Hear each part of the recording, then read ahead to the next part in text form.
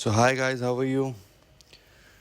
Top 10 coins जिन पे मेरी हमेशा से नज़र है, जो बुल मार्केट में बहुत अच्छा परफॉर्म कर सकते हैं, उनमें नंबर 1 पे है नियर प्रोटोकॉल।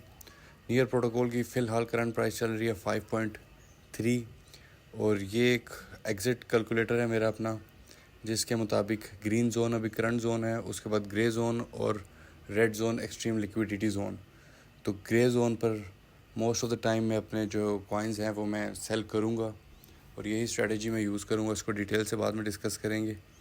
तो फर्स्ट ऑफ ऑल, मार्केट में जैसे हमने बीटीसी का एनालिसिस किया है, अगर बीटीसी का एनालिसिस वैसे ही प्ले आउट होता है और मार्केट एक बड़ा रिट्रेस लेती है तो हमें बहुत सारे कॉइन्स बहुत लो प्राइस में देखने को मिलेंगे।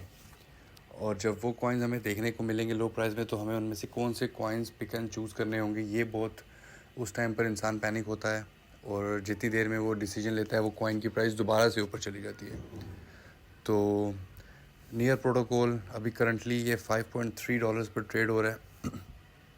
बहुत सारे लोगों के पास अभी भी उनके बैग्स फुल होंगे आल्ट कॉइन से, क्योंकि आल्ट कॉइन्स ने बहुत ज़्यादा जो है वो अपनी प्राइस में कमी की है। लेकिन टेंशन की बात नहीं, अगर किसी ने नियर प्रोटोकॉल को जिस मर्ज़ी प्राइस पर पिक किया है, ये वैसे कॉइन है जो फंडामेंटल स्ट्रॉन्ग कॉइन है, जो मार्केट की स्टेबिलिटी के साथ आपको परफॉर्मेंस अपनी अच्छी ही देते हैं। जैसी मर्ज़ी मार्केट हो, जब बीटीसी स्टेबल होता है और जब बीटीसी डोमिनेंस ब्रेक होती है तो ये कॉइन्स आप लोगों को बहुत अच्छा जो है रिटर्न देते हैं।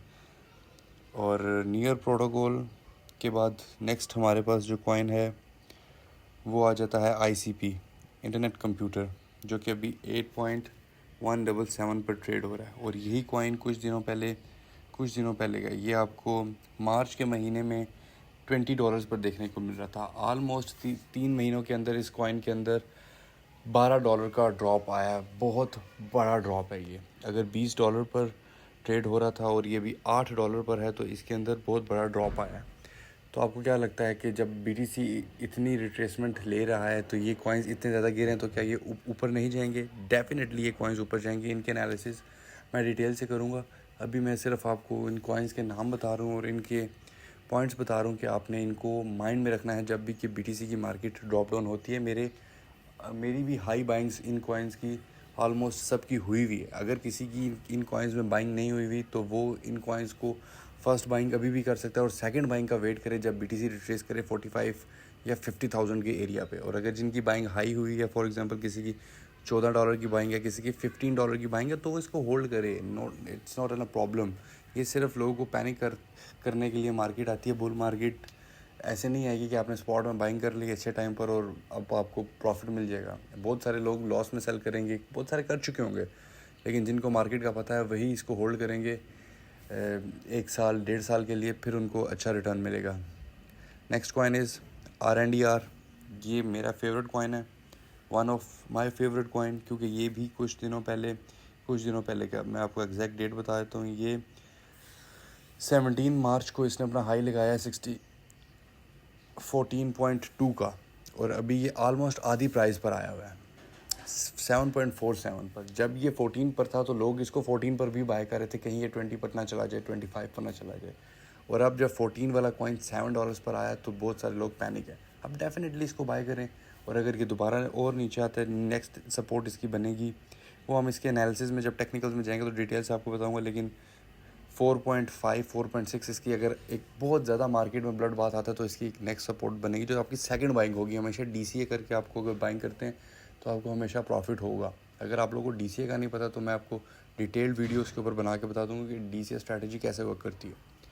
तो RNDR जो है वो हमारी लिस्ट में 3rd नंबर पे है और बहुत इंपॉर्टेंट कॉइन है, जो कि फ़िलहाल बहुत ही चीप प्राइस पर मिल रहा है। लेकिन ये मुझे उम्मीद है कि थोड़ा सा और ड्रॉप डाउन करेगा।